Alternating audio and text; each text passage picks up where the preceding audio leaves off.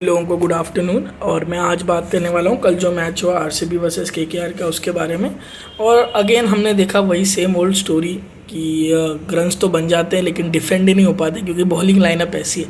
Mostly मुझे लगेगा RCB की जो बॉलिंग लाइनअप है वो इतनी ख़राब नहीं है, लेकिन स्मॉल ग्राउंड्स में कोई प्लान नहीं नज़र आता। चिन्ना स्वामी में हमने देखे हैं कि इससे बड़े बड़े टारगेट्स भी हैं जो चेज़ हुए, बहुत इजीली चेज़ हो जाते हैं। हमने रसल की पारी आई थिंक वो कभी भूल नहीं सकते हैं आरसीबी वाले। और काफ़ी सारे ऐसे मैचेस हैं जो वो हारे हैं चेजिंग में। एक एमएसडी वाला मैच था जो सीएसके ने हराया था, रायडू और धोनी जी ने बैटिंग की थी उसमें। तो दिक्कत यहाँ पे दो चीज़ों की, एक तो ठीक है कि आपकी बॉलिंग लाइनअप वीक है, लेकिन आप आउटसाइड चिन्नास्वामी आप परफॉर्म करते हो, कुछ कुछ जगहों पर आपकी कोई बॉलर्स एक्सेप्शनली अच्छा डाल देते हैं और फिर आप बाहर आ जाते हो। लेकिन जो सबसे प्रॉब्लमेटिक बात है कि कोई प्लान चिन्नास्वामी में नहीं देखते। आप आउट ऑफ दूसरे ग्राउंड्स में अगर आप जाके देखें तो मे बी शायद उनके पास कोई एज अ बॉलिंग यूनिट कोई प्लान होगा, बट चिन्नास्वामी में अगेंस्ट सिराज का अभी तक T20 bowler, as a T20 bowler I don't think कोई भी एक्सेप्शनल ईयर रहा है। No doubt he is a wonderful white ball bowler, and जिस तरीके से उन्होंने ओडीआई वर्ल्ड कप में भी हमारे लिए गेंदबाजी की है और टेस्ट क्रिकेट में करते हैं, बट T20 में वो ब्रेक थ्रू ईयर अभी तक दिखा नहीं है कि लगा है कि हाँ ठीक है आप डेथ में या उनके साथ जा सकते हैं, या ओके ओवर द स्टार्ट जब बॉल स्विंग होता है तो उनके पास पेस अच्छी है, स्विंग अच्छी है, जिससे वो विकेट्स प्रोवाइड कर सकते हैं। बट ऐसा भी नहीं रहा है कि उन्होंने हर पावर प्ले में दो विकटें चटका के दिया, एक विकटें चटका के दी। तो वो जो ब्रेक थ्रू सीज़न है वो अभी तक सिराज का नहीं आया है, और आई थिंक वही एक प्रॉब्लम आई थिंक इस साल भी है। और वही सेम ओल्ड स्टोरी पे वही बात है कि प्लान है नहीं, बॉलिंग लाइनअप उतनी दमदार दिखती भी नहीं है, कोई ऐसा बॉलर नहीं है जो लीड करे उनको, एक बॉलर प्रोमिनेंट बॉलर नहीं है कि जो ठीक है। और उसके अलावा भी एक और चीज़ जो मेरे हिसाब से सबसे जो दिक्कत वाली बात है वो ये है कि उनके पास कोई प्रोमिनेंट डेथ बॉलर भी नहीं है। अगर आप देखें तो जैसे अभी हर टीम ने आज ये चीज़ अपनाई है, आप देखेंगे तो राजस्थान रॉयल्स में संदीप शर्मा है, दिल्ली कैपिटल्स में मुकेश कुमार है, चेन्नई सुपर किंग्स में पथी राणा है, और बुमराह तो खैर है मुंबई इंडियंस में काफ़ी टाइम से ही है। तो और भुवी ये जो अभी अब तो उतने अच्छे नहीं है, बट भुवी सनराइजर्स के लिए रहे हैं, बहुत टाइम से रहे हैं, और अभी भी एक ओवर तो वो डेथ में अच्छा निकाल ही देते हैं, भले ही फिर अगले ओवर में वो 15 या 20 रन का उनका ओवर चला जाता है। तो हर एक टीम के पास कोई ना कोई एक death bowler specialist kind of है। गुजरात के लिए मोहित शर्मा है, तो लेकिन आरसीबी के लिए अगर देखें तो वो अभी तक कोई है नहीं। और अगर एज ए यूनिट भी देखें तो नहीं है कि चलो एक ओवर इनका निकल आता है, एक ओवर उनका निकल आता है। तो जो मुझे लग रहा है अभी भी बहुत प्रॉब्लमेटिक चीज़ है। जो अच्छी बात हुई कल के मैच में, ऑब्वियसली विराट कोहली जी की बैटिंग शानदार, वापस फिर से अकेले लोन वॉरियर नज़र आए हैं वो। एंड केकेआर के लिए कहा जाए तो नरेन का चलना, आई थिंक ये नरेन वाला जो कॉन्सेप्ट जब आया था pinch hitter as a time पे, तब से हमने देखा है कि काफ़ी ही ज़्यादा हिट फार्मूला रहा है केकेआर के लिए, क्योंकि एक तो आप एक बैट्समैन लूज़ नहीं कर रहे हैं, और ऊपर से जिस तरीके की नरेन की बैटिंग रही है अब तक, वो बहुत ही अच्छे तरीके से अटैकिंग क्रिकेट खेलते हैं। और अटैकिंग क्रिकेट के साथ ही एक मोमेंटम शिफ्ट जो उनका काम है, जो जिस काम के लिए उन्हें चूज़ किया गया वो काम वो काफ़ी अच्छे से करते हैं। तो नरेन की जो बात है केकेआर के लिए, वो आई थिंक बहुत ही ज़्यादा प्लस पॉइंट वाली बात है।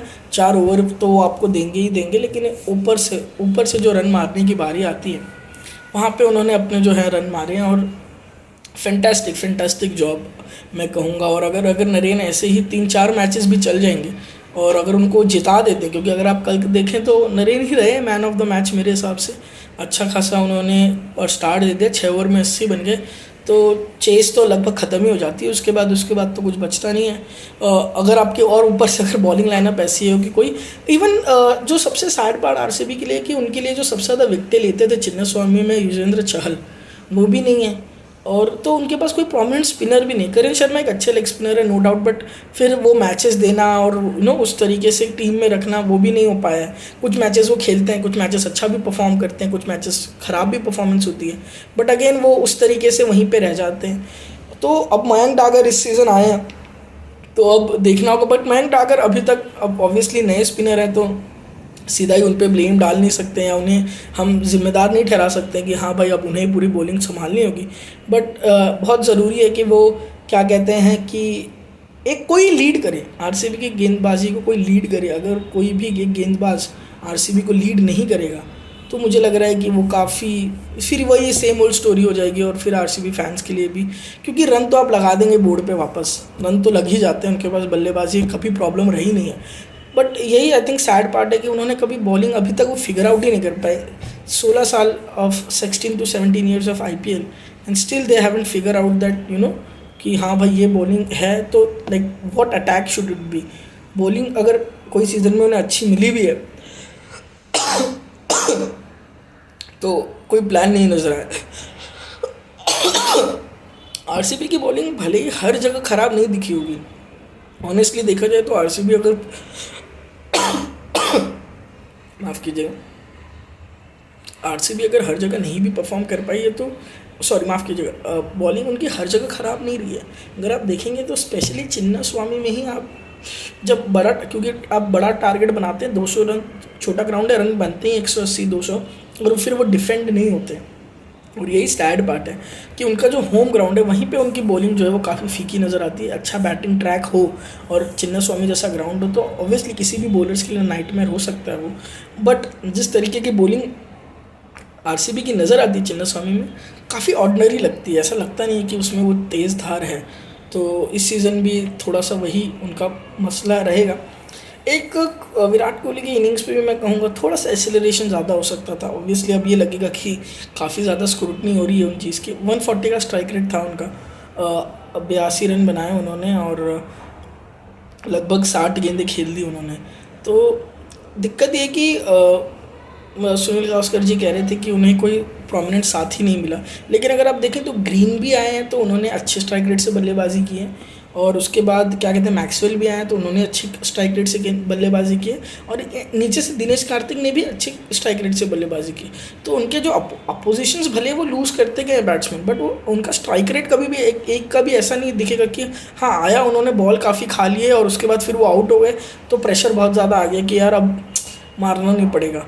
बल्लेबाजी थी, बल्लेबाज मार रहे थे, ऑब्वियसली कोई साथ नहीं खड़ा था, बट आई स्टिल फील कि जितनी गेंदें उन्होंने खेली उन्हें 90 95 95 रन तो बनाने चाहिए थे। 100 कह रहा हूँ, 10-15 रन और ऐड हो जाते उनके टोटल में तो मे बी स्टोरी कुछ और होती, but still I think fantastic job. उन्होंने फिर से वो खड़े रहे और उन्होंने बताया कि वो क्यों स्पेशलिस्ट है और क्यों हमें T20 क्रिकेट में उनकी ज़रूरत है। देखिए उस पर तो कोई सिलेक्शन पे तो कोई डाउट नहीं आएगा, नो मैटर वॉट 3 नंबर पे खेलते हैं वो, और एक holding batsman of his class जो गेम चला सके मिडल ओवर्स में और उसके बाद एंड में जाके अटैक कर सके, वैसा कोई बैट्समैन इंडिया को मिला नहीं अभी तक। तो बहुत इजीली वो हमारे फर्स्ट चॉइस बनते हैं।